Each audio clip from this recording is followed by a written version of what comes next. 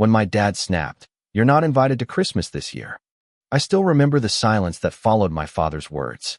It was early December, the lights along Rue de Rivoli already glowing with gold and red, and Paris smelled faintly of roasted chestnuts and cold rain. I stood in my small apartment near Montparnasse, phone pressed to my ear, unable to breathe. His voice had been firm, final. No anger, just exhaustion. That night, I walked along the Seine, trying to understand what had broken between us. My father had always been the unshakable center of our family, an architect who built homes for others but could never quite fix his own. After my mother passed away, Christmas became his ritual of control. The same menu, the same playlist, the same stories. And for years, I played along, afraid that any change would shatter the fragile balance that held us together. But last year, I made a mistake, or what he called a betrayal. I had sold my share of the family vineyard in Provence, the one he had dreamed of keeping for the next generation. I didn't tell him until it was done. The money went into starting my art studio in Paris. To him, it was a rejection of everything he valued. To me, it was the first step toward being myself.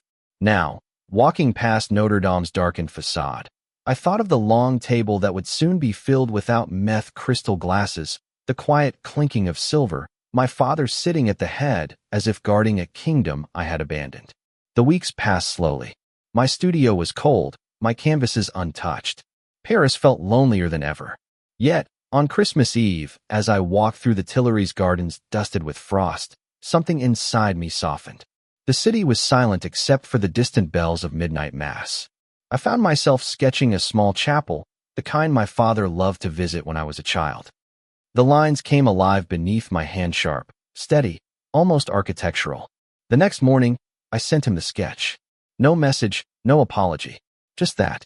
Days later, a letter arrived. His handwriting neat, deliberate, like blueprints. He didn't mention Christmas, nor the vineyard. Only that the drawing now hung above his desk. It reminded me, he wrote, that we build in different ways. I sat there, reading it over and over, as the Parisian light crept through my window.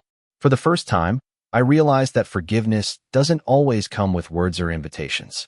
Sometimes, it arrives quietly, in the spaces between two stubborn hearts still learning how to love each other from afar. That year, I didn't spend Christmas with my family, but somehow, it felt like I had finally come home.